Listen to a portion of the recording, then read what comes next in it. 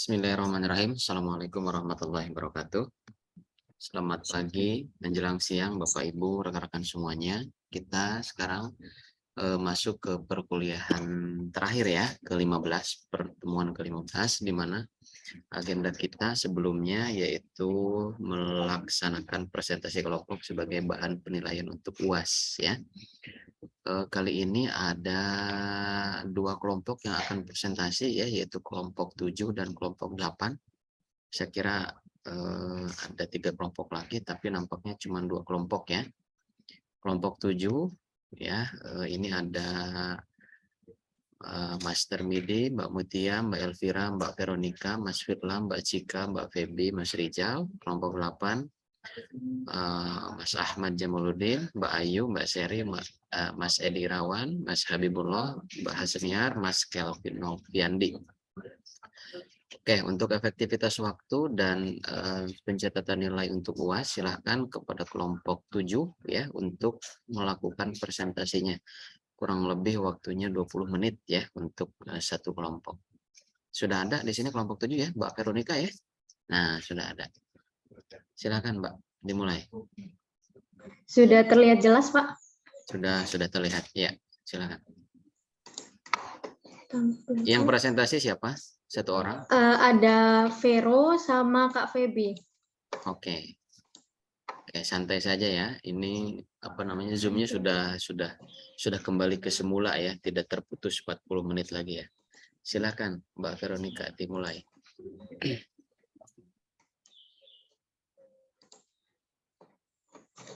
Baik, terima kasih Pak Iksan dan teman-teman semua untuk waktunya. Kami dari kelompok 7 akan mempresentasikan mengenai reference form. Dalam hal ini yang akan kami bahas studi kasusnya dari Rebecca Klopper, seorang artis muda Indonesia. Kelompok kami terdiri dari Kak Homes, Kak Cika, Kak Vero, Mutia, Kak Feby, Kak Rizal, Elvira, dan Firlam. Namun untuk saat ini yang mempresentasikan baru 2 orang karena kebetulan yang lain sedang bekerja, jadi kami membantu untuk mempresentasikan. Begitu. Selanjutnya yang akan kami bahas, kali ini akan membahas 5 topik, yaitu mengenai latar belakang, kajian masalah, penyebab masalah, dampaknya, dan pola interaksi dari kasus reference form. Reference porn bisa diartikan sebagai suatu penyebaran konten intim yang berupa foto atau video yang dibagikan tanpa izin dengan tujuan untuk merendahkan, mempermalukan, atau menyakiti korban. Dan dalam kasus reference porn ini yang akan kami angkat, studi kasusnya berasal dari Rebecca Klopper. Mengenai urgensi penanganan masalah, kami akan membaginya menjadi 2. Yang pertama, secara umum dan menurut pandangan komunikasi.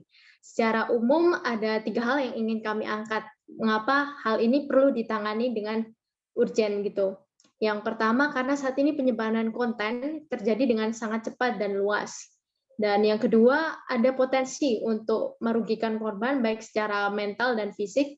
Dan yang ketiga, dengan penanganan kasus ini, hal ini akan bisa membantu individu lainnya untuk mengalami hal yang serupa.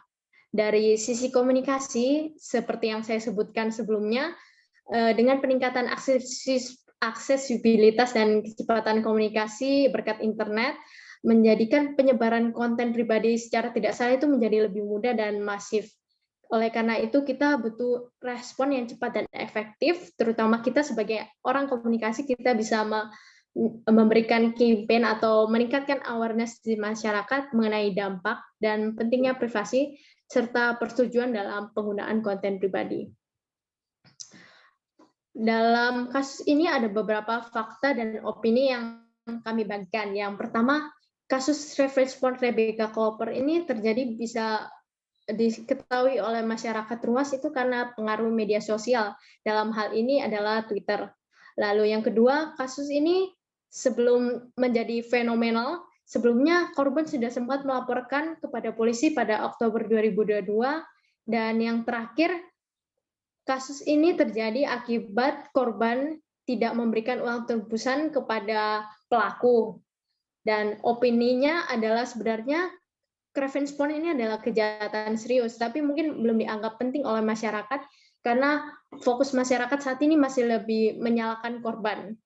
Lalu yang kedua, kasus Rebecca Koper ini sebenarnya bisa dicegah karena korban sebelumnya sudah melaporkan adanya pengurasan uang kepada pihak polisi. Lalu yang ketiga, kita akan melanjutkan ke bagian kajian masalah. Siapa saja yang terlibat dalam kasus ini? Kita mulai dulu dari pelaku dan korban. Untuk kasus Rebecca Koper yang menjadi pelaku dari kasus ini tentu saja adalah mantan kekasih yang ingin menguras korban uangnya sejumlah 30 juta rupiah. Dan sama seperti korban-korban lainnya adalah orang yang pernah berhubungan dengan pacar dan mereka sempat merekam video tanpa izin dari korban. Lalu yang kedua ada pengaruh dari platform digital juga. Dan kalau dalam kasus Rebecca Koper adalah Twitter. Namun korban-korban yang lain juga bisa bermacam-macam dari bentuk penyebaran videonya, bisa seperti lewat TikTok atau Instagram. Peran masyarakat dalam masalah ini juga bisa dibutuhkan untuk meningkatkan kesadaran mengenai revenge porn, mengenai apa itu dampak dari kasus ini dan pentingnya menghormati privasi serta persetujuan. Lalu kita juga butuh peran dari pemerintah dan penegak hukum. Kita bisa meminta pada pemerintah dan lembaga penegak hukum untuk mengembangkan kebijakan yang lebih ketat mengenai kasus revenge porn dan lebih fokus untuk melindungi korban daripada menyalahkan korban dan menghukum pelaku dengan hukuman yang lebih tegas. Selanjutnya kita akan membahas mengenai penyebab masalahnya dari kasus revenge porn. Yang pertama adalah kurangnya kesadaran dan pendidikan seksual. Pada era saat ini pendidikan seksual lebih dianggap sebagai hal yang tabu ya, dan kita kurang menghargai mengenai privasi digital dalam bidang terutama dalam bidang revenge porn. Yang kedua, penggunaan teknologi dan kesenjangan digital. Dengan penggunaan internet yang semakin mudah diakses oleh semua orang, penyebaran konten menjadi lebih mudah didapatkan orang-orang, dan ini sangat membahayakan terutama untuk konten pribadi. Lalu yang ketiga, hal ini juga dipicu karena masalah kehidupan pribadi, seperti yang kalau dialami Rebecca Koper tadi itu karena ingin balas dendam dan untuk ingin menguras uang. Konten-konten ini yang revenge porn tadi didapatkan pelaku sewaktu masih berhubungan dengan mantan kekasih atau pacarnya, gitu. Lalu yang keempat, penyebab masalahnya adalah kurangnya hukum yang tegas. Kelemahan dalam peraturan hukum yang mengatur revenge porn ini juga dapat menjadikan salah satu penyebab dari masalah. Lanjutnya, kami akan membahas mengenai elaborasi mengenai kapan dari mana terjadinya masalah sosial revenge porn ini. Masalah untuk kasus Rebecca Koper ini sebenarnya sudah terjadi sebelum kasusnya fenomenal tersebar di internet. Rebecca Koper sebelumnya sudah sempat untuk melaporkan kasus pemerasan uang pada pihak polisi, namun karena ia tidak memenuhi permintaan tebusan dari pelaku, sehingga video tersebut pun disebar oleh pelaku ke Twitter dan menyebabkan berita itu menjadi trending dan dibagikan oleh akun-akun orang lain yang melihat video itu. Dan hal ini menjadi rentang karena di masyarakat kita kurang edukasi untuk menjaga privasi dari hal-hal yang bersifat pribadi. Selanjutnya saya akan dibantu oleh Kak Feby. Silakan waktu dan tempatnya Kak Feby. Terima kasih untuk Kak Vero kesempatannya. Yang pertama, dampak buruknya di sini ada dikucilkan, lingkungan, depresi, sulit mendapatkan pekerjaan atau pemutusan hubungan kerja. Boleh selanjutnya Kak Vero. Di sini ada dampak baiknya, kesadaran masyarakat akan bahayanya revenge porn menjadi lebih besar, juga memiliki rasa empati terhadap korban dan rasa ingin melindungi. Kedua, perubahan hukum dan kebijakan. Mendorong perubahan hukum dan kebijakan untuk melindungi privasi dan menegakkan hukum yang lebih ketat. Memberikan hukuman yang setimpal pada pelaku, bukan sebaliknya menyalahkan korban. Boleh Kak Vero? Di sini ada pola interaksi yang terbentuk. Yang pertama, pelaku melakukan restoran pornografi dengan menyebarkan konten pribadi korban secara online yang meresponnya dengan perasaan terhina dan dampak psikologis negatif. Korban mungkin mencoba menghentikan penyebaran konten dengan melaporkan pelaku atau menghubungi platform media sosial terkait. Yang kedua, korban dan masyarakat. Korban mencari dukungan dari keluarga, teman, atau kelompok dukungan korban untuk mendapatkan bantuan dan dukungan emosional. Respon masyarakat terhadap korban dapat mempengaruhi pemulihan dan stigma yang dialami oleh korban. Yang ketiga, masyarakat merespon tindakan pelaku dengan mengutuk atau menghukumnya melalui sistem pengadilan. Yang keempat, penegakan hukum terlihat dalam penyelidikan dan penutupan terhadap pelaku reference porn untuk memberikan keadilan kepada korban. Boleh yang selanjutnya Kak Vero?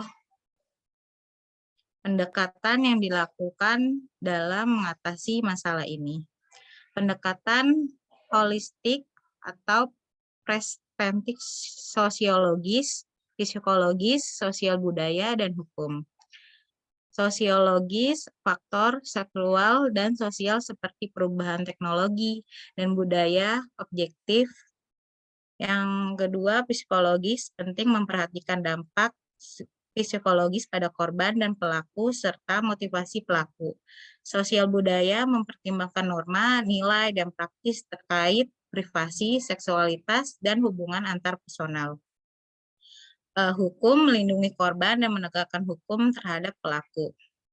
Teori di sini ada teori labeling menjelaskan bagaimana pemberian label dan mempengaruhi pelaku dan interaksi sosial dalam konteks reference porn. Labeling dapat mempengaruhi presentasi dan interaksi korban dan pelaku. Lanjut Kak Vero. Di sini ada beberapa contoh jurnal dari sini Pak.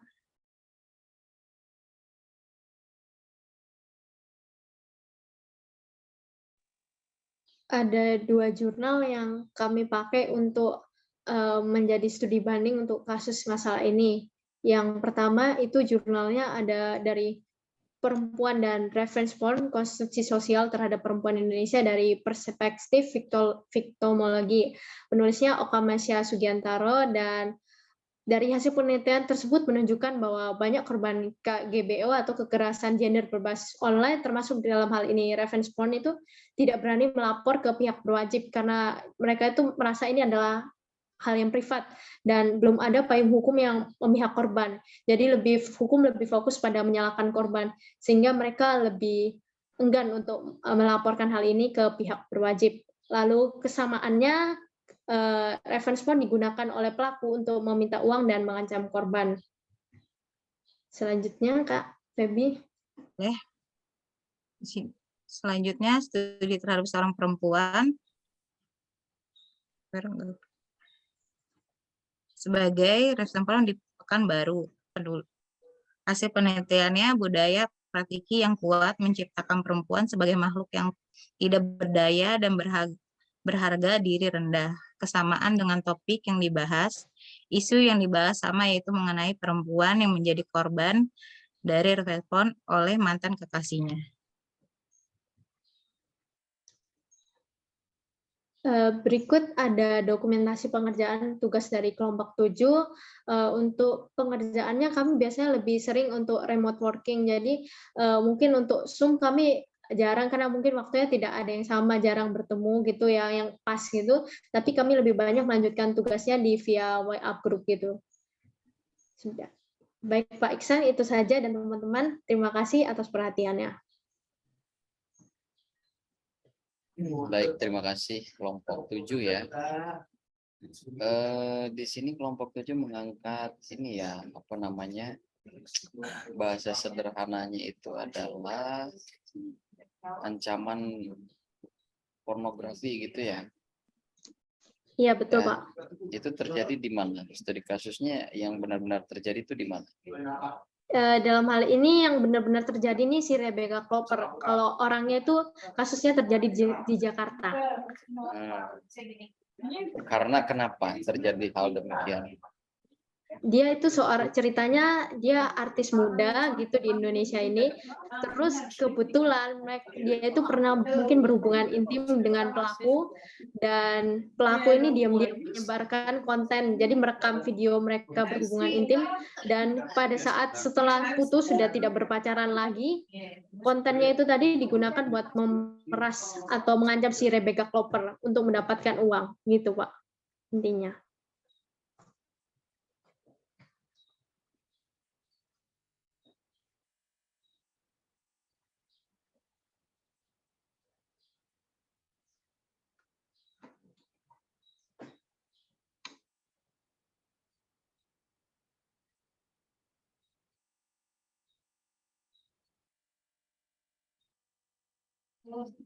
Oke, Mbak, di sini belum ada rekomendasi penulis ya dari kelompoknya. Lalu hal-hal apa saja yang memang harus dihindari, hal-hal apa saja yang harus dilakukan sebelum dan sesudah? Ya, Mungkin saya jelaskan di sini aja ya, Pak. Belum karena belum disebutkan di slide-nya, tapi secara sebelumnya, seperti yang saya sebutkan sebelumnya, kalau rekomendasi dari kami sebagai kelompok 7 dari penulis, sebelumnya untuk mencegah masalah ini, yang pertama-tama yang bisa dilakukan adalah jika kita sedang berhubungan, kita punya hubungan ya gitu yang erat gitu dengan pacar kita atau siapa gitu, kita tetap harus konsen untuk menjaga ranah privasi kita ya. Apalagi itu kan hal yang privasi dan dari asalnya memang suatu tindakan yang tidak baik untuk gitu. Jadi kalau bisa yang pertama menjaga privasi, dan kedua tidak melakukan hal-hal yang dilarang dalam norma agama. Lalu kalau misalnya ya sudah terlanjur gitu ya, ini terjadi, korban bisa minta bantuan dari pihak LMS atau penegak hukum sehingga masalah bisa dibantu proses gitu. LSM kali bukan Iya, LMS. LS. Salah saya, Pak. Ya. Ngomong. Oke, Kalau ya saya itu. minta konfirmasi lagi teori yang digunakan tadi itu apa? Teori labeling. Labeling ya. Iya. Lalu itu tadi dari 2 jurnal ya? Iya. 2 jurnal. Oke, kalau sudah selesai dari kelompok ini silakan ditutup. Ya. Terima kasih, Pak. Ya, terima kasih kelompok 7 ya sudah presentasi materinya, walaupun harusnya ada di dalam PowerPoint ya, tidak disebutkan atau dijelaskan seperti itu saja gitu. Secara lisan gitu ya, rekomendasi penulis. Ya, poin-poin yang diminta dalam proyek ini kan seperti itu ya, ada poin-poinnya. Baik, selanjutnya di kelompok terakhir, kelompok 8, silakan. Apakah sudah hadir di sini? Ada Sudah, Pak. Nah, silakan. Siapa? Nah, ini Mas Kevin. Silakan Mas. Baik, Pak. Untuk mulai.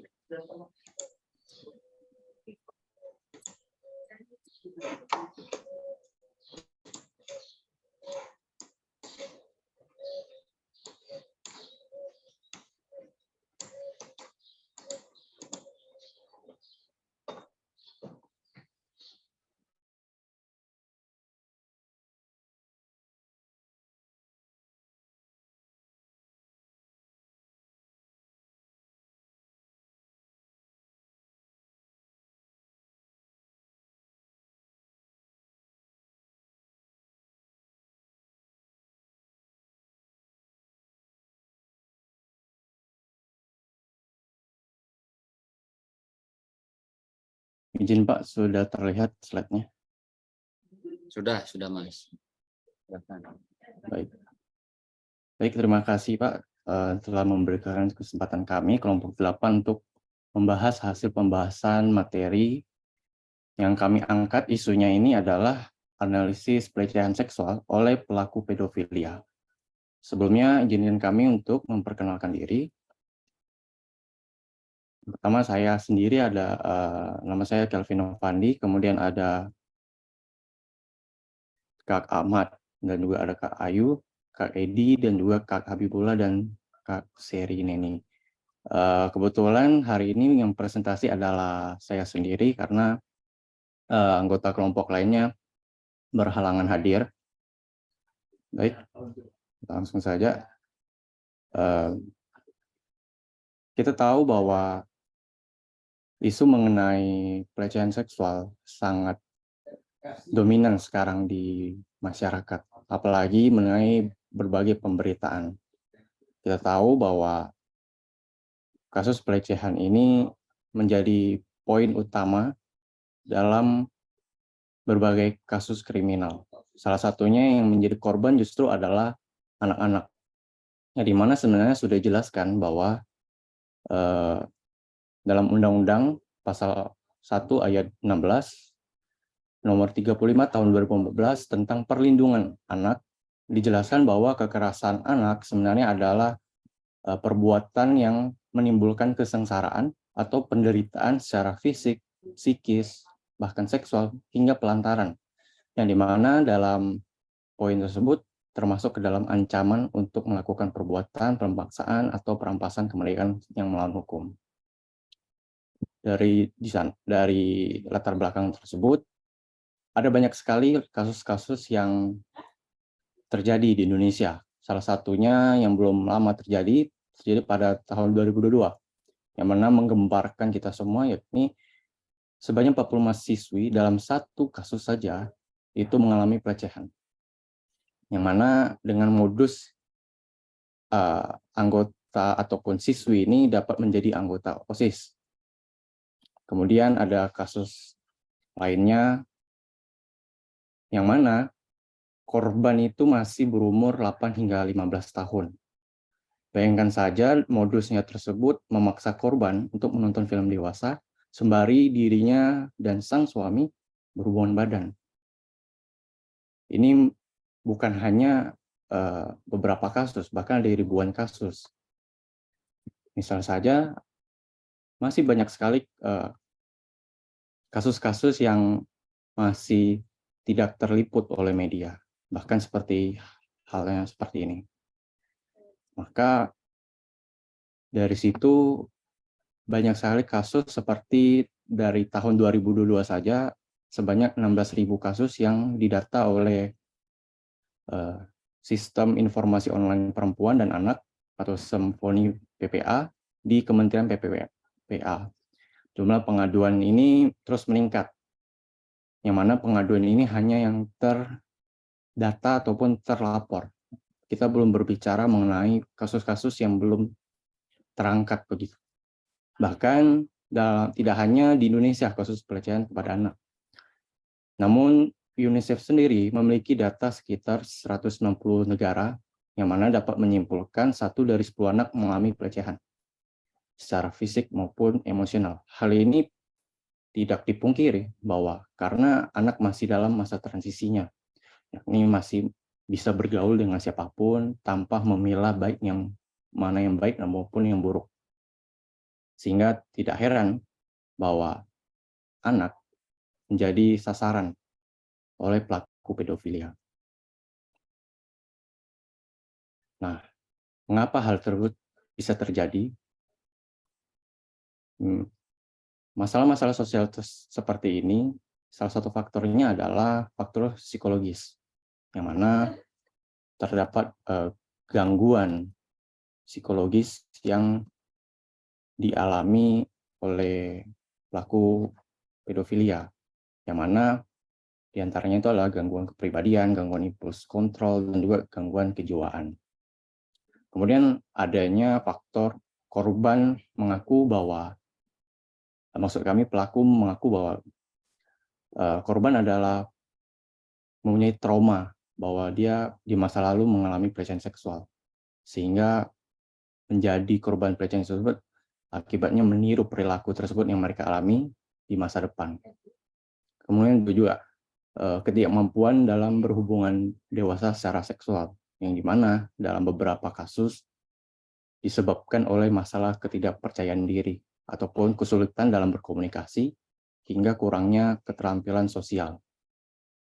Kemudian juga ada faktor lingkungan yang sangat mempengaruhi dari hasil analisa kami, yakni paparan konten pornografi dan juga lingkungan yang merangsang secara seksual ataupun keluarga yang tidak stabil sehingga mempengaruhi pelaku menjadi pelaku pedofilia.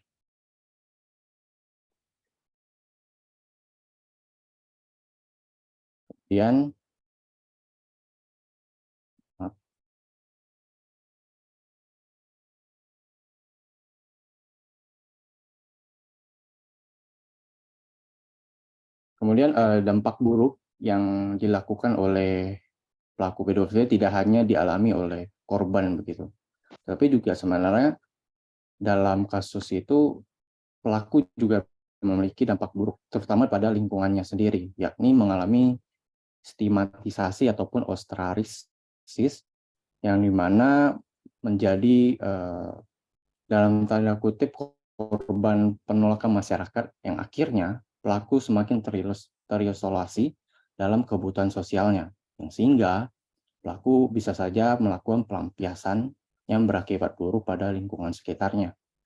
Bahkan dalam hubungan tersebut, adanya dapat membuat adanya gangguan hubungan sosial, terutama dalam keluarganya maupun lingkungan kerjanya, sehingga membuat ketidakadaan untuk melakukan komitmen untuk berubah. Jadi akan timbul masalah-masalah sosial yang lain selain pelecehan seksual, seperti mungkin kasus-kasus kriminal lainnya. Kemudian terdapat sebuah pola interaksi yang terbentuk dari pelaku pedofilia, yang mana dalam kajiannya itu terdapat pola interaksi interpersonal yang dilakukan kepada korban, yakni adanya serangkaian tahapan untuk bertujuan untuk membangun hubungan emosional dengan anak agar untuk mempersiapkan mereka menjadi korban pelecehan seksual. Sehingga dari situ, dari pola interaksi interpersonal, kami bagi kembali ke beberapa poin, yaitu pertama terjadinya grooming ataupun pendekatan yang dilakukan secara berangsur-angsur, yang mana adanya membangun kepercayaan dengan cara-cara yang tak sopan ataupun mengandalkan sifat manipulatif. Kemudian memanfaatkan kepercayaan dan otoritas, yang mana pelaku seringkali adalah seorang anggota keluarga dari anak tersebut ataupun teman dekat, guru, atau bahkan pemimpin di lingkungan mereka, yang pada akhirnya memanfaatkan posisi dan otoritas untuk mendekati anak dan mengeksploitasi kepercayaan. Kemudian adanya manipulasi dan isolasi, yang mana pelaku melakukan ancaman sehingga dapat mengisolasi anak mereka untuk jauh dari keluarga-keluarganya. Kemudian adanya kekerasan dan juga ancaman, yang mana mengandalkan kekerasan fisik untuk mengendalikan emosi dan juga perilaku anak.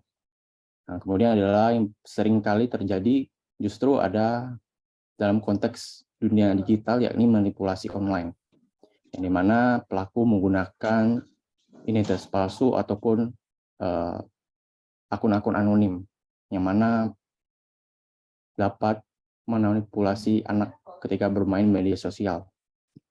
Yang kemudian pemanfaatan ketergantungan, yakni seperti memberi hadiah ataupun memberikan sebuah perhatian yang lebih kepada korban sehingga korban merasa adanya ikatan dan juga kepercayaan kepada pelaku. Nah, dalam hal tersebut tentu harus ada pendekatan dalam menyelesaikan pelecehan seksual oleh pelaku pedofilia ini, yakni khususnya mungkin ada semua pemerintah ataupun masyarakat harus berperan penting, yakni menggunakan teori kontrol atau sebuah teori sosiologi dan juga kriminologi yang mencoba menjelaskan perilaku kriminal untuk memperhatikan faktor kontrol sosial, yang mana pendekatannya itu terbagi 3 poin, yakni sosial budaya, yakni pendekatan secara adat, nilai, norma, dan juga teknologi, seperti pendekatan mungkin agama, ataupun juga pendekatan pergerakan yang memang secara nilai-nilai norma itu dapat diteguhkan. Kemudian juga pendekatan yang paling memungkinkan juga adalah pendekatan psikologis, yang mana sikap mental juga dan juga kreativitas dan juga komitmen dapat dilakukan oleh para ahli psikologi. Kemudian juga pendekatan politik ataupun pendekatan kepemimpinan dan juga peraturan pemerintah. Kemudian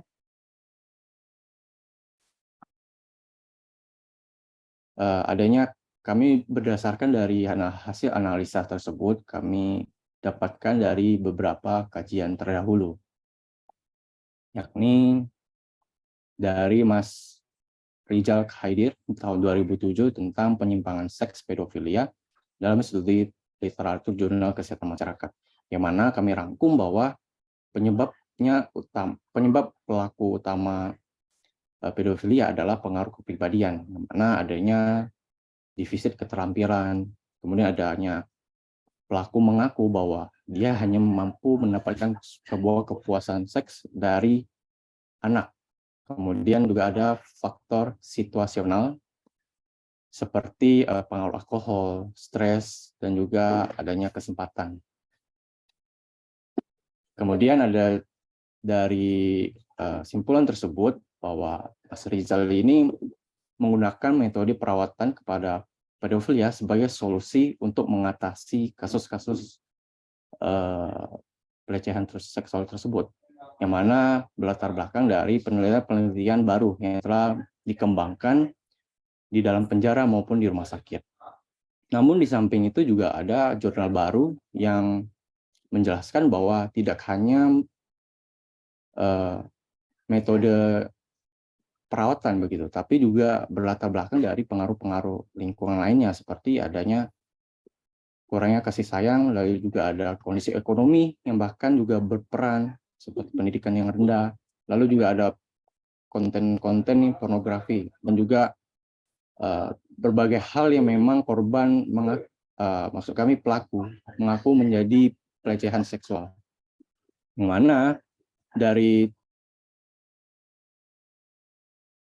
mana dari hal tersebut menjadikan pembuli di Jamakania menggunakan metode sosialisasi, pendampingan psikologi, dan juga hukuman sebagai solusi utama. Karena lingkungan juga berperan penting dalam perilaku pedofilia, sehingga perlu upaya preventif agar kasus pedofilia dan kejahatan seksual yang mengancam anak tidak semakin meningkat.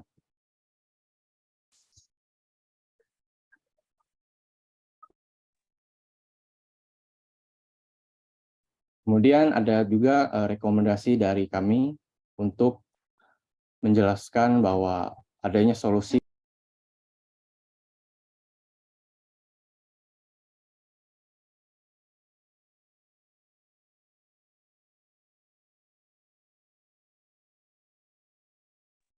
dari hal tersebut. Kami jelaskan bahwa terdapat 6 solusi yang kami terapkan ataupun kami jelaskan, yakni terapi keluarga dan juga dukungan sosial, yang mana melibatkan keluarga dan juga jaring dukungan sosial dalam proses perawatan, penting untuk mendukung pelaku dan perubahan lingkungan.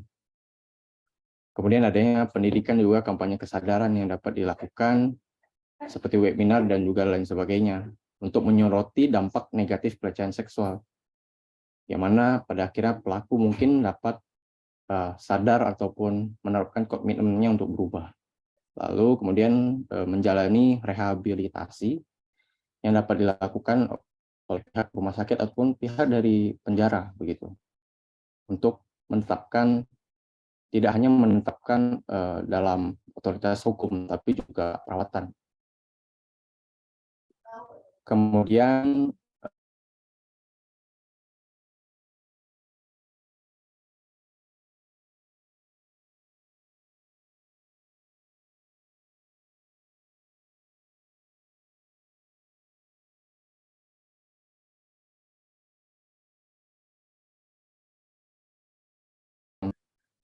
tetap bagaimanapun ada impact yang diberikan kepada pelaku agar secara alam bawah sadar dapat mengurangi adanya kastrasi dan juga pemberian hormon. Kemudian adanya terapi psikoseksual atau psikoterapi, yakni terapi kognitif yang mengubah pola pikir, emosi, dan juga perilaku yang berkaitan dengan pelecehan seksual pedofilia.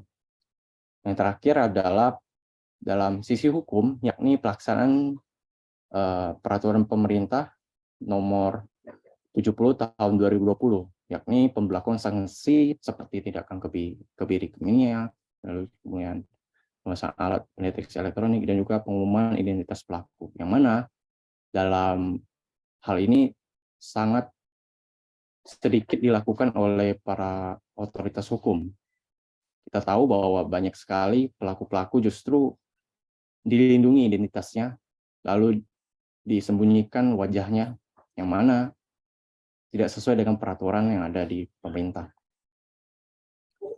Kemudian kesimpulan yang kami dapat berikan yakni bahwa pelecehan seksual oleh pelaku pedofilia merupakan titik perhatian kita bersama.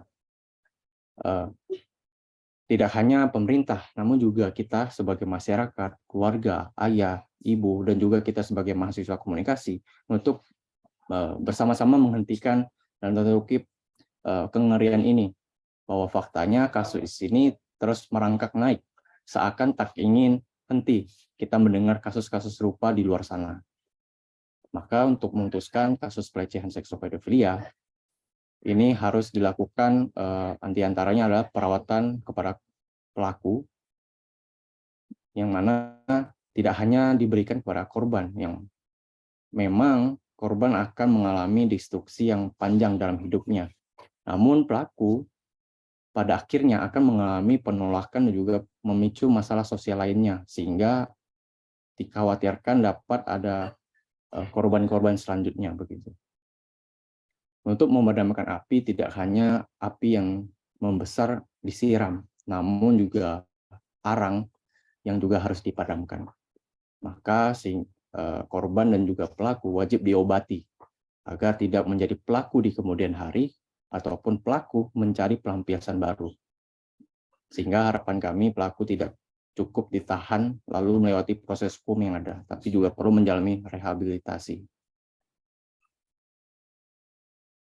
Maka dari hal tersebut, hasil dari pembahasan materi kami mengenai analisis pelecehan seksual oleh pelaku pedofilia. Berikut adalah lampiran bahwa kami sebagai kelompok 8 telah mengerjakan dan juga bertanggung jawab sepenuhnya kepada tugas ini untuk bersama-sama berkontribusi dan juga melakukan pengajian materi ini. Berikut juga ada bukti yang kami ikut serta membahas dan juga menggunakan Google Docs sebagai sarana untuk mengerjakan tugas ini. Sekian waktu yang diberikan, dan juga mohon maaf jika ada salah-salah kata ataupun penggunaan kalimat yang kurang tepat. Sekian, terima kasih. Baik, terima kasih Mas Kelvin sudah presentasikan materinya ya dari kelompok 8. Ini tuh kasusnya terjadi di mana? Saya ingin konfirmasi ya. Kasusnya ini kami angkat secara umum sih Pak, terutama ada di Indonesia. Karena untuk menyoroti satu kasus saja menurut kami tidak cukup, karena ada kompleksitas di pelaku pedofilia, karena berbagai alasan, juga berbagai motif yang digunakan begitu Pak. Berarti observasinya secara online gitu ya, cari-cari data di website, di pemberitaan gitu ya. Betul Pak. Lalu tadi pola komunikasi yang terbentuknya itu di level apa? Maksudnya gimana? Pola komunikasi yang terbentuknya Pola tadi apa tadi? pola interaksinya itu interpersonal, Pak. Interpersonal antara pelaku Adalah dengan si pelakunya juga di korban. korban. Oke, saya mau tanya ya. Kalau ini kan penyimpangan kan tadi dikatakan penyimpangan seksual gitu ya, pedofilia. Lalu apakah sama dengan penyimpangan-penyimpangan yang lain gitu ya? Artinya orientasi seksualnya menjadi lebih sedikit berbeda, bukan sedikit yang berbeda lah gitu ya. Contoh ada kaum gay gitu ya, ada kaum lesbi gitu ya.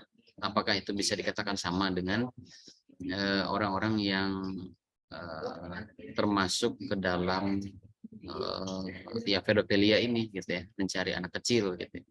Sama nggak penyimpangannya? Atau ada perbedaan? Ya, kalau secara garis besar sebenarnya sama saja, Pak. Karena terjadi penyimpangan persepsi mengenai ketertarikan juga seksualitas, Pak. Tapi dalam konteks tersebut sebenarnya juga ada perbedaan sih. Karena dari kita misalnya berbicara mengenai LGBT, di mana banyak sekali sebenarnya kajian-kajian mengenai LGBT yang mengungkapkan bahwa adanya pengaruh-pengaruh hormon, juga pengaruh-pengaruh mungkin lingkungan juga, atau mungkin faktor-faktor traumatis, mungkin akhirnya mencari pelampiasan dari gender-gender tertentu begitu. Namun di samping itu, dalam konteks pedofilia ini dapat terjadi pada pelaku karena adanya alasan-alasan seperti faktor-faktor situasional begitu. Namun juga di samping itu juga ada faktor-faktor alasan-alasan yang memang cukup kompleks begitu. Jadi tidak hanya berlatar belakang dari faktor psikologis. Oke, baik. Saya ingin konfirmasi apakah ini semua anggota kelompoknya aktif terlibat, Mas Kelvin? Aktif, Pak. Ada nama-nama yang memang sering saya temukan itu ya, bahwa nama itu jarang gitu ya, jarang aktif di perkuliahan. Saya hafal nama-namanya. Contoh ya, apakah saya ingin konfirmasi apakah semuanya aktif gitu ya? Kalau aktif ya memang nanti nilainya sama. Aktif ya, kontribusinya sama ya. Memang kemarin itu kan kami memang bersama-sama membahas sih, Pak. Tapi kebetulan kalau untuk slide juga presentasi memang saya sih, Pak. Ya. Yang nyusun materinya kita buka saja. Oke. Tadi kelompok Mbak Veronica, apakah semuanya berkontribusi sama anggota kelompoknya? Kalau penyusunan materinya itu sama, Pak, dibagi. Jadi kami bagi misalnya yang slide ini, bagian ini siapa, yang bagian ini siapa. Lalu kami kerjakan di Jidok, gitu kami bagi tugaskan, terus kerjakan di Jidok. Untuk slide-nya ini memang saya sama ada Elvira cuma sedang bekerja. Gitu. Oke, baik. Kalau seperti itu, bagaimana Mbak Efta? Dari saya sih, Pak, Gimana? laporan dari koordinator kelas nih ya. Iya. Memang ada beberapa sih gitu ya, memang lagi sibuk banget parah. Tapi saya sih udah berusaha japri gitu. Beberapa untuk tetap koordinasi komunikasi itu biasanya kalau enggak kelas mereka nggak akan kick temennya, walaupun temennya nggak kerja. Iya. Itu sih. Oh gitu ya. Biasanya sih seperti itu, Pak, kecuali memang bermasalah ya, misalnya entah itu debat, entah benar-benar nggak bisa dihubungin sama sekali. Biasanya itu sih, kalau misalnya memang masih bisa dihubungin tapi temannya sibuk, kebanyakan anak komunikasi nggak akan pernah ngetik temannya. Itu aja, Pak. Soalnya memang ya saya khawatirnya gitu kan, cuma nempel nama, padahal di setiap pertemuan saya absenkan itu nggak ada aktivitas sama sekali gitu. Saya ingin konfirmasi aja. Gimana Mbak Veronica? Mau nyambung, Mbak. Ini kebetulan saya ingat yang absensi di LMS. itu kan saya sudah masuk setiap minggu gitu, misalnya mendownload atau memberikan yang love itu atau komentar. Tapi memang kalau Vicon saya nggak ikut jarang. Nah, tapi di luar itu seperti mendownload materi, memberikan yang kayak love itu ada di bawahnya itu materi, terus memberikan komentar, setiap minggu saya beri, tapi sama sistemnya tidak tercatat.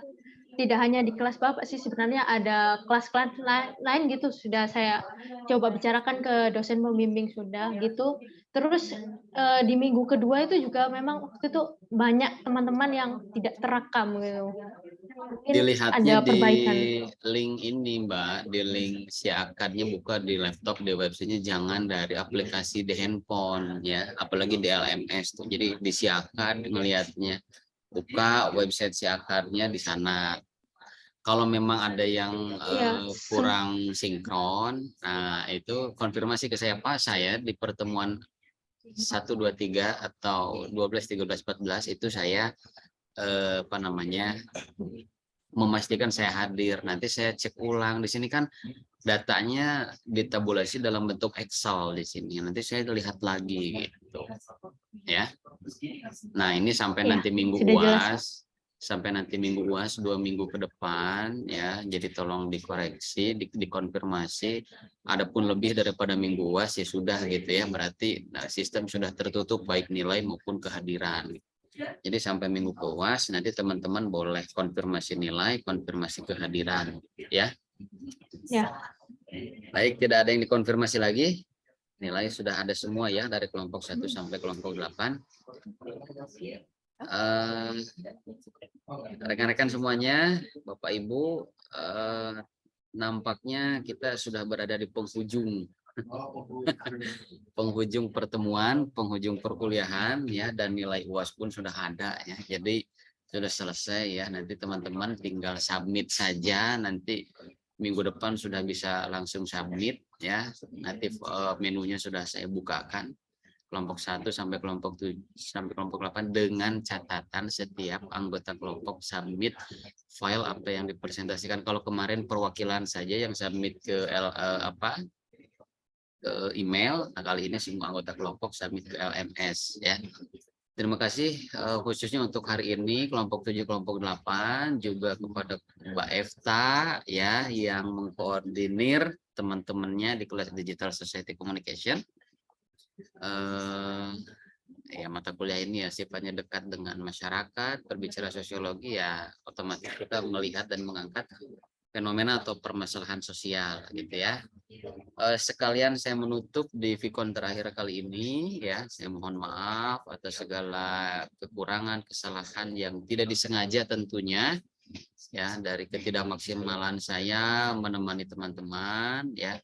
Selamat melanjutkan perjuangan di semester berikutnya, dan pesan saya, kalau teman-teman merasa jenuh, merasa bosan melakukan atau mengikuti perkuliahan, bukan teman-teman saja kok, yang lain juga sama. Tinggal bagaimana lagi kita mengingat atau menjaga niat awalnya gitu ya. Teman-teman ini pengen atau masuk kuliah komunikasi di Indonesia ini, apa tujuan awalnya gitu ya. Kembali lagi ke tujuan dan niat kita masing-masing. Itu saja mungkin yang bisa saya sampaikan. Terima kasih Mas Rudin, Mbak Efta, Mbak Lestari ya. Yang hadir di sini ada Pak Franciscus, Mbak Feby, Mbak Aulia, Pak Jan, Mas Andi, Mbak Nuryati, Mbak Maidina. Terima kasih atas atensi selama 1 semester ini gitu ya. Dengan berakhirnya presentasi kita pada siang hari ini, berakhir pula pertemuan dan seluruh rangkaian perkuliahan kita. Tetapi masih ada waktu sampai hari Minggu teman-teman ya mencoba mengakses materi. Nanti video rekaman Zoom ini juga saya nanti submit ya, saya upload di LMS sebagai kewajiban, pemenuhan kewajiban untuk melengkapi kehadiran ya. Terima kasih ya sama teman-teman semuanya. Terima kasih Pak Iksan. Terima kasih Pak Sama-sama, Franciscus. Bapak. Mbak Iksan. Ya, saya tutup. Terima kasih. Ya, selamat siang, sehat selalu, selamat melanjutkan aktivitas. Assalamualaikum warahmatullahi wabarakatuh. Waalaikumsalam warahmatullahi wabarakatuh.